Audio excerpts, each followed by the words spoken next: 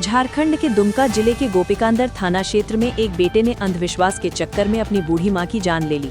आरोपी रामजन हेम्ब्रुम को किसी ने बहका दिया था कि उसकी मां डायन है और उसने उसकी बेटी की बलि ली है। नशे की हालत में उसने रात के 1 बजे सोती हुई मां पर चाकू से हमला कर दिया। घायल मां को अस्पताल में भर्ती कराया गया, लेकिन इलाज के दौरान उसकी मौत हो गई। पुलिस ने आरोपी को गिरफ्तार कर हत्या में प्रयुक्त चाकू और खून से सने कपड़े बरामद किए हैं। मामला भारतीय न्याय संहिता की धारा 103 के तहत दर्ज हुआ है। टुनीशिया में फंसे झारखंड के गिरिडीह, हजारीबाग और बोकारो जिलों के 48 मजदूर आखिरकार 5 नवंबर को स्वदेश लौटेंगे। कंपनी लार्सन एंड टुब्रो ने सभी मजदूरों के टिकट और वेतन भुगतान की व्यवस्था की है। मजदूर 4 नवंबर को फ्लाइट पकड़ेंगे और मुंबई एयरपोर्ट पर उतरेंगे। मुख्यमंत्री हेमंत सोरेन ने राज्य प्रवासी नियंत्रण कक्ष को तत्काल राहत के निर्देश दिए थे, जिसके बाद ये प्रयास सफल हुआ। इससे पहले मजदूरों ने वीडियो संदेश जारी कर घर वापसी की गुहार लगाई थी। श्रमिकों ने सीएम और कंपनी के प्रति आभार व्यक्त किया है। खूंटी जिले के रानिया थाना प्रभारी विकास कुमार जायसवाल पर रविवार को डाई मेले में भीड़ ने हमला कर दिया। पुलिस ने लगभग 50 अज्ञात और 2 नामजद लोगों के खिलाफ एफआईआर दर्ज की है। घटना उस समय हुई जब थाना प्रभारी झगड़ा शांत कराने पहुंचे थे। अचानक नशे में धुत युवकों ने पुलिस पर हमला बोल दिया और मारपीट शुरू कर दी। इस हमले में कई पुलिसकर्मी घायल हुए। पुलिस ने आरोपियों की पहचान और गिरफ्तारी के लिए छापेमारी शुरू कर दी है। इलाके में तनाव के बाद सुरक्षा बढ़ा दी गई है। घाटशिला विधानसभा उपचुनाव को देखते हुए पुलिस और साइबर सेल ने सोशल मीडिया की निगरानी तेज कर दी है। प्रशासन ने 33 व्हाट्सएप और फेसबुक ग्रुप को चिन्हित किया है, जिन पर फर्जी या भ्रामक सामग्री साझा की जा रही थी। कुछ राजनीतिक कार्यकर्ता एआई टूल्स की मदद से नेताओं के भाषण और वीडियो बना रहे थे। अब सभी दलों को अपने प्रचार में इस्तेमाल एआई सामग्री का पूरा रिकॉर्ड रखना अनिवार्य किया गया है। जिला प्रशासन ने चेतावनी दी है कि अफवाह फैलाने वालों पर कड़ी कार्रवाई होगी। रातू थाना क्षेत्र के काठीटाण में रविवार को चोरों ने आरपीएफ जवान परमानंद कुमार के घर को निशाना बनाया। परिवार के बाहर जाते ही चोरों ने ताले तोड़कर अलमीरा से 3-4 लाख रुपए नकद और करीब 1.5 लाख रुपए के सोने चांदी के गहने चोरी कर लिए। एक चोर को भागते हुए देखा गया, लेकिन भीड़ पकड़ नहीं सकी। पुलिस ने जांच शुरू कर दी है और क्षेत्र में गश्त बढ़ाई गई है। स्थानीय लोग लगातार बढ़ती चोरी की घटनाओं से भयभीत हैं। छठ और शादी के मौसम में सुरक्षा पर सवाल उठ रहे हैं। रांची पुलिस ने 2 अलग-अलग रंगदारी मामलों में बड़ी कार्रवाई करते हुए 4 आरोपियों को गिरफ्तार किया है। पहला मामला ओरमांझी में सामने आया, जहां टीएसपीसी के नाम पर 40,000 रुपए की मांग की गई थी। पुलिस ने उमेश मुंडा और नितेश मुंडा को गिरफ्तार किया। दूसरा मामला खलारी का है, जहां नीरज साहू गैंग ने 5 लाख रुपए की रंगदारी मांगी थी। इसमें राम विजय लोहरा और पवन लोहरा गिरफ्तार किए गए। पूछताछ में दोनों ने माना कि वे पहले उग्रवादी संगठन जेजेएमपी से जुड़े थे और अब नए गैंग बनाकर वसूली कर रहे थे। खूंटी जिले के लोहागड़ा में रविवार को डाइर जत्रा के दौरान रनिया थाना प्रभारी पर नशे में धुत भीड़ ने हमला कर दिया। थानेदार इलाके में नशा विरोधी अभियान चला रहे थे और अवैध शराब बिक्री रोकने पहुंचे थे। तभी भीड़ ने पुलिस टीम को घेरकर हमला कर दिया। एक व्यक्ति ने उनके सिर पर लकड़ी से वार किया, जिससे वे गंभीर रूप से घायल हो गए। उन्हें रांची रेफर किया गया, जहां सिर पर 14 टांके लगे। पुलिस ने वीडियो और चश्मदीदों के आधार पर आरोपियों की पहचान शुरू कर दी है। गिरिडीह पुलिस ने साइबर अपराधियों के खिलाफ सख्त अभियान चलाते हुए गांडे थाना क्षेत्र के बैरगी गांव से 3 आरोपियों को गिरफ्तार किया। आरोपी एयरटेल पेमेंट बैंक ग्राहकों को कॉल कर ओटीपी लेकर ठगी करते थे। पुलिस ने उनके पास से कई मोबाइल, सिम और एटीएम कार्ड जब्त किए हैं। 2 आरोपी मौके से फरार हो गए, जिनकी तलाश जारी है। मामला साइबर थाना में दर्ज किया गया है। गिरिडीह एसपी ने कहा कि जिले में साइबर अपराध पर नकेल कसने के लिए अभियान लगातार जारी रहेगा। गिरिडीह डुमरी पथ पर मधुबन मोड़ के पास मां तारा बस का अगला शीशा अचानक हवा के दबाव से फट गया। घटना में चालक, उपचालक और एक महिला यात्री घायल हुए। हादसे के समय बस में 40 यात्री सवार थे। चालक ने सूझबूझ दिखाते हुए बस को सुरक्षित सड़क किनारे रोक दिया, जिससे बड़ा हादसा टल गया। मौके पर मौजूद डॉक्टर एलन दास ने घायलों का प्राथमिक इलाज किया। घटना के बाद यात्रियों में दहशत है। बस कंपनी ने तकनीकी जांच के आदेश दिए हैं। लोहरदगा जिले के कुड़ू थाना क्षेत्र के दोबा बरटोली गांव में धर्म परिवर्तन के मामले ने तनाव बढ़ा दिया है। सुनीला उरांव नामक महिला ने पति पर जबरन धर्म बदलवाने और विरोध करने पर मारपीट का आरोप लगाया। ग्रामीणों की बैठक में निर्णय हुआ कि यदि सुनील उरांव ने सरना धर्म त्यागा तो उनका सामाजिक बहिष्कार किया जाएगा। हुक्का पानी और जमीन से बेदखली का फैसला भी लिया गया। थाना प्रभारी ने आवेदन मिलने की पुष्टि की और मामले की जांच शुरू कर दी है। रांची नगर निगम ने सोमवार को अवैध बूचड़खानों के खिलाफ सख्त कार्रवाई करते हुए लोअर बाजार थाना क्षेत्र के आजाद बस्ती और गुदरी इलाके में छापेमारी की। निगम टीम ने MS प्लॉट संख्या 1610 पर अवैध रूप से चल रहे बूचड़खाने को ध्वस्त कर भूमि को कब्जे से मुक्त कराया। अपर प्रशासक संजय कुमार ने चेतावनी दी कि निगम की संपत्ति का अवैध उपयोग किसी भी कीमत पर बर्दाश्त नहीं किया जाएगा। उन्होंने सदर SDO को पत्र लिखकर पुलिस बल और दंडाधिकारी की प्रतिनियुक्ति सुनिश्चित करने को कहा है। निगम ने आम लोगों से अपील की है कि वे अवैध गतिविधियों की जानकारी तुरंत दें। इस कार्रवाई से शहर में स्पष्ट संदेश गया है कि अब अवैध बूचड़खानों पर कोई राहत नहीं मिलेगी। पलामू जिले के हरिहरगंज थाना क्षेत्र में जमीन विवाद में एक व्यक्ति की निर्मम हत्या कर दी गई। 4 फीट रास्ते को लेकर हुए झगड़े में इरफान अंसारी ने अपने पड़ोसी जसीमुद्दीन अंसारी की हत्या की सुपारी 2.5 लाख रुपए में दी थी। पुलिस ने जांच में खुलासा किया कि इरफान ने बिहार के औरंगाबाद के सैफुल्ला खान और अब्दुल रमजान को हत्या की सुपारी दी थी, जिसमें 50,000 एडवांस दिया गया था। SP रेशमा रमीसन के निर्देशन में गठित टीम ने मुख्य आरोपी इरफान अंसारी को गिरफ्तार कर लिया।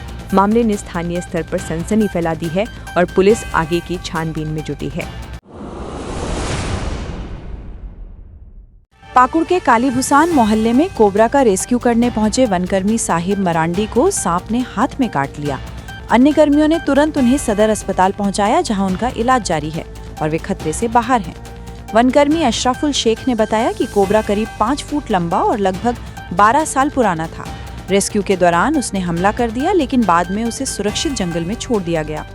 वन विभाग ने लोगों से अपील की है कि सांप दिखाई देने पर झाड़ फूक में न पड़े और तुरंत विभाग को सूचना दे। ये घटना फिर साबित करती है कि वनकर्मी जान जोखिम में डालकर लोगों की सुरक्षा में लगे रहते हैं। देवघर का सदर अस्पताल अब भी पारंपरिक फाइलों और मैनुअल रजिस्टरों के बोझ तले दबा हुआ है, जबकि राज्य सरकार ई-गवर्नेंस और पेपरलेस सिस्टम की दिशा में आगे बढ़ रही है। रजिस्ट्रेशन काउंटर पर घंटों लाइनें लगती हैं और मेडिकल प्रमाण पत्र के लिए लोगों को कई बार चक्कर काटने पड़ते हैं। BSNL को ई-हॉस्पिटल मॉडल विकसित करने की जिम्मेदारी दी गई थी, लेकिन फिलहाल केवल आउटडोर विभाग आंशिक रूप से ऑनलाइन हुआ है। सिविल सर्जन डॉक्टर युगल प्रसाद चौधरी ने कहा कि अगले कुछ महीनों में पूरा सिस्टम डिजिटल हो जाएगा, लेकिन सवाल बना है कि जब देश डिजिटल क्रांति में आगे बढ़ चुका है तो संथाल की स्वास्थ्य राजधानी देवघर अब भी फाइलों में क्यों अटकी है। झारखंड कर्मचारी चयन आयोग JSSC की संयुक्त स्नातक स्तरीय परीक्षा में प्रश्न पत्र लीक और भ्रष्टाचार के आरोपों की CBI जांच की मांग पर हाईकोर्ट में सोमवार को बहस पूरी हुई। राज्य सरकार, आयोग, वादियों और सफल उम्मीदवारों की ओर से विस्तृत दलीलें पेश की गईं। अब कोर्ट ने अपना फैसला सुरक्षित रख लिया है, जो मंगलवार को सुनाया जाएगा। इस फैसले पर हजारों अभ्यर्थियों का भविष्य टिका है। राज्य के महाधिवक्ता राजीव रंजन, पीयूष चित्रेश और सुप्रीम कोर्ट के वरिष्ठ अधिवक्ता अजीत कुमार ने अपनी अपनी दलीलें दी। सभी की निगाहें अब मंगलवार के फैसले पर टिकी हैं। राज्य मंत्रिपरिषद ने सचिवालय, समाहरणालय और संलग्न कार्यालयों में चतुर्थ वर्गीय पदों पर नियुक्ति के लिए बहुउद्देशीय कर्मी नियुक्ति सेवा शर्त नियमावली MPS को मंजूरी दी है। अब ये नियुक्तियां झारखंड कर्मचारी चयन आयोग यानी JSSC के माध्यम से होंगी। मैट्रिक पास अभ्यर्थी पात्र होंगे, जबकि संविदा या दैनिक वेतन भोगियों को ग्रेस अंक और उम्र में छूट मिलेगी। नियमावली के अनुसार परिणाम मेरिट कम चॉइस के आधार पर जारी होगा। मल्टीपर्पज स्टाफ को 5200 रुपये, 20,200 वेतनमान और 1800 रुपये ग्रेड पे मिलेगा। राज्य में 1000 स्वीकृत पदों में से रिक्त पदों पर भर्ती प्रक्रिया जल्द शुरू होगी। चाईबासा सदर अस्पताल में थैलेसीमिया पीड़ित बच्चों को संक्रमित रक्त चढ़ाने की घटना पर भाजपा के राज्यव्यापी विरोध को लेकर झामुमो ने पलटवार किया है। पार्टी महासचिव विनोद पांडे ने भाजपा पर निर्लज्ज राजनीति का आरोप लगाते हुए कहा कि मुख्यमंत्री हेमंत सोरेन ने तुरंत जांच के आदेश दिए हैं। उन्होंने दावा किया कि दोषियों को सस्पेंड कर दिया गया है और जांच पारदर्शी तरीके से हो रही है। पांडे ने कहा कि भाजपा भूल रही है कि ब्लड बैंकों की गड़बड़ी उनकी ही सरकारों की देन है। उन्होंने आरोप लगाया कि बाबूलाल मरांडी त्रासदी को राजनीतिक मंच बना रहे हैं। झामुमो ने स्पष्ट किया कि सरकार दोषियों को जेल भेजेगी और सच्चाई जल्द सामने आएगी। मुख्यमंत्री हेमंत सोरेन के हस्तक्षेप से टूनीशिया में फंसे झारखंड के 48 मजदूरों की स्वदेश वापसी सुनिश्चित हो गई है। L&T कंपनी ने अब तक 30 लाख रुपए का बकाया भुगतान किया और सभी के टिकट की व्यवस्था की है। मजदूर 4, 5 और 6 नवंबर को भारत लौटेंगे। हजारीबाग, गिरिडीह और बोकारो की ये मजदूर 3 महीने से बिना वेतन फंसे थे। मुख्यमंत्री को सोशल मीडिया के जरिए जानकारी मिली थी, जिसके बाद राज्य प्रवासी नियंत्रण कक्ष ने केंद्र और कंपनी से समन्वय कर कार्रवाई की। ये कदम झारखंड सरकार की प्रवासी श्रमिकों के प्रति संवेदनशीलता को दर्शाता है। मांडा टोल प्लाजा का संचालन अब आशीष जायसवाल कंपनी के अधीन होगा। नई कंपनी ने कार्यभार संभालते ही चान्हो और मांडा क्षेत्र के निवासियों के लिए टोल फ्री पास की प्रक्रिया शुरू की है। इसके लिए लोगों को अपने आधार कार्ड और वाहन के कागजात के साथ टोल कार्यालय में आवेदन देना होगा। इस कदम से स्थानीय लोगों को बड़ी राहत मिलने की उम्मीद है। नया प्रबंधन स्थानीय हितों को ध्यान में रखते हुए नियमों को पारदर्शी बनाने पर जोर दे रहा है। लोगों ने इस फैसले का स्वागत किया है। कृषि, पशुपालन एवं सहकारिता मंत्री शिल्पी नेहा तिर्की ने सोमवार को चान्हो प्रखंड कार्यालय का अचानक निरीक्षण किया, जहां अधिकांश अधिकारी कर्मचारी अनुपस्थित पाए गए। मंत्री ने ग्रामीणों से बातचीत की तो उन्होंने बताया कि अधिकारी अक्सर समय पर नहीं आते। इस पर मंत्री ने रांची डीसी को सभी अनुपस्थित कर्मचारियों को शो कॉज नोटिस जारी करने का आदेश दिया। सीओ और बीडीओ से भी कारण बताओ नोटिस मांगा गया है। शिल्पी नेहा तिर्की ने कहा कि सरकारी अनुशासनहीन के लिए मांडर में कोई जगह नहीं है। इस औचक निरीक्षण से प्रशासनिक हलकों में खलबली मच गई है और स्थानीय लोगों ने मंत्री की कार्रवाई का स्वागत किया है। रांची के मांडर पुलिस ने यूपी क्राइम ब्रांच की सूचना पर रांची कुडू रोड से एक ट्रक से 13,400 बोतल फेंसाडाइल कफ सिरप जब्त किया। तस्करों ने सिरप को 134 चावल की बोरियों में छिपाकर रखा था। पुलिस ने वसीम निजाम शेख नामक आरोपी को गिरफ्तार किया। सिरप हिमाचल की Abbott health care private limited company की बनी है और इसका सप्लायर तुपुदाना स्थित सैली ट्रेडर्स बताया जा रहा है। ग्रामीण एसपी प्रवीण पुष्कर ने कहा कि यह एक बड़े तस्करी नेटवर्क से जुड़ा मामला है, जिसकी जड़ें कई जिलों तक फैली हो सकती हैं। पुलिस अब नेटवर्क के मुख्य सरगना और झारखंड में वितरण चैन की पहचान कर रही है। ध्यान देने योग्य है कि 2024 में भी धनबाद पुलिस ने इसी कंपनी की 26,000 बोतलें जब्त की थी, जिसकी जांच बाद में सीआईडी ने संभाली थी। बोकारो जिले के गोमिया प्रखंड स्थित लुगुबुरु घांटाबाड़ी धोरुमगाड़ में सोमवार को राज्य की लुगुबुरु महोत्सव 2025 का पारंपरिक विधि विधान से शुभारंभ हुआ। जय लुगु बाबा के जय घोष और मांदर की थापों से पूरा इलाका गूंज उठा।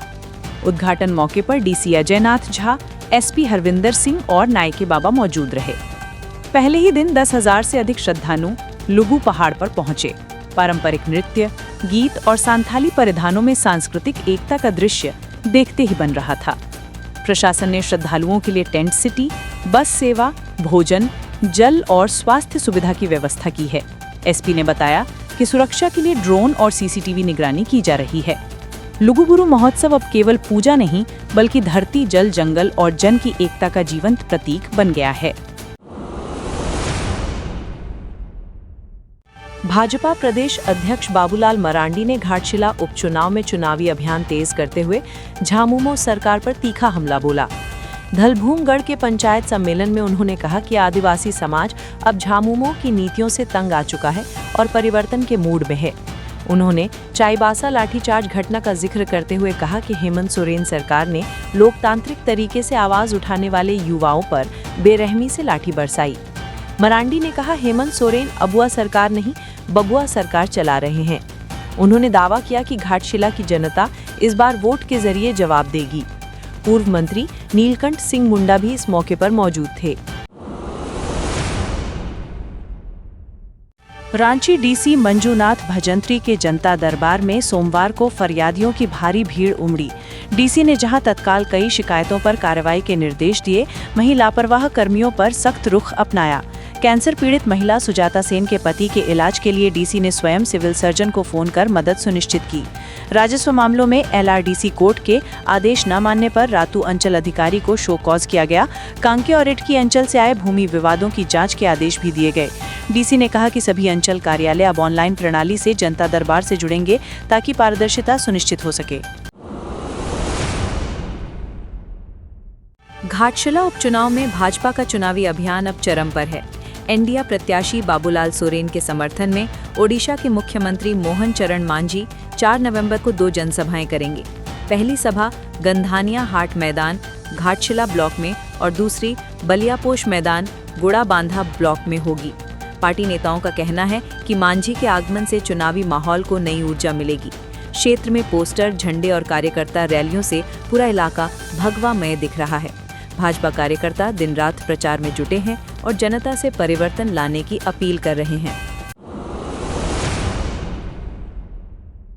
रांची समाहरणालय में पूर्व प्रशासी अधिकारी रविभूषण दुबे के सेवानिवृत्त होने पर उपायुक्त मंजूनाथ भजंत्री ने विदाई समारोह आयोजित किया। डीसी ने उन्हें शॉल ओढ़ाकर मोमेंटो देकर सम्मानित किया और उनके योगदान की सराहना की। नए प्रशासी अधिकारी भास्कर सेन का स्वागत भी इसी अवसर पर किया गया। समारोह में कार्यालय के अधिकारी और कर्मचारी बड़ी संख्या में शामिल हुए। सभी ने श्री दुबे के अनुशासन और कार्यनिष्ठा की प्रशंसा की और उनके स्वस्थ भविष्य की कामना की। आजसू पार्टी ने आसना पंचायत में एनडीए प्रत्याशी बाबूलाल सोरेन के समर्थन में जनसंपर्क अभियान चलाया। पूर्व मंत्री रामचंद्र सहीस और केंद्रीय महासचिव हरिलाल महतो ने नेतृत्व किया। सभा में सहीस ने कहा कि चाईबासा में न्याय मांगने वालों पर लाठी चलाकर सरकार ने सिद्धो कानू की विरासत का अपमान किया है। उन्होंने जनता से झामुमो कांग्रेस गठबंधन को जन विरोधी ताकत बताकर जवाब देने की अपील की। सहीस ने कहा कि भाजपा आजसू ने ही झारखंड बनाया और अब वही राज्य को फिर से संवार सकते हैं। जनसभा में क्षेत्र के सैकड़ों ग्रामीणों ने एनडीए के समर्थन का ऐलान किया। अखिल भारतीय कांग्रेस ने बिहार के कटिहार जिले की 3 सीटों मनिहारी, कोढ़ा और कदवा की चुनावी रणनीति की कमान झारखंड कांग्रेस के कार्यकारी अध्यक्ष बंधु तिर्की को सौंपी है। बंधन तिर्की पहले घाटशिला उपचुनाव में प्रचार करेंगे और फिर 6 नवंबर से बिहार रवाना होंगे। केंद्रीय नेतृत्व ने उन्हें कटिहार में कांग्रेस प्रत्याशियों की जीत सुनिश्चित करने की जिम्मेदारी दी है। बंधु तिर्की ने कहा कि वे संगठन की मजबूती और जनसंपर्क बढ़ाने पर फोकस करेंगे। उनके नेतृत्व से झारखंड और बिहार के सीमावर्ती इलाकों में कांग्रेस को नई ऊर्जा मिलने की उम्मीद है। राज्य कैबिनेट ने सोमवार को मांडर चान्हो क्षेत्र के किसानों के लिए 236.20 करोड़ रुपए की लागत से बनने वाली कैम्बो मेगालिस्ट सिंचाई परियोजना को मंजूरी दी। इस परियोजना से 14 गांवों के किसानों को सिंचाई में बड़ी राहत मिलेगी। कृषि मंत्री शिल्पी नेहा तिर्की ने इसे मुख्यमंत्री हेमंत सोरेन की ऐतिहासिक पहल बताया। कैबिनेट बैठक में 13 प्रस्तावों पर मोहर लगी, जिनमें आवास योजना की राशि 1.3 लाख से बढ़ाकर 2 लाख करना और खिलाड़ियों को निबंधन शुल्क में छूट देना शामिल है। साथ ही सरकारी हेलीकॉप्टर सेवा को 6 महीने का विस्तार भी मंजूर किया गया। राज्य सरकार ने इसे ग्रामीण विकास के लिए बड़ा कदम बताया है। दुमका जिला परिवहन पदाधिकारी मृत्युंजय कुमार को एक फर्जी कॉल आया, जिसमें व्यक्ति ने खुद को आर्मी कैप्टन बताते हुए रांची भेजने के लिए बस की मांग की। डीटीओ के स्टाफ ने जब बस चालक को भेजा तो मौके पर कोई नहीं मिला। बाद में कॉल करने वाले ने क्यूआर कोड भेजकर 1 रुपया भेजने को कहा, जिससे स्टाफ को ठगी का शक हुआ। सतर्कता से उन्होंने ट्रांजैक्शन रोका और साइबर ठग की कोशिश नाकाम कर दी। डीटीओ ने बताया कि जांच जारी है और लोगों से साइबर ठगी से सावधान रहने की अपील की। वे पिछले 3 दिनों से ट्रैफिक नियमों के प्रति भी जन जागरूकता अभियान चला रहे हैं। आप देख रहे हैं झारखंड तक 24, आपका अपना चैनल।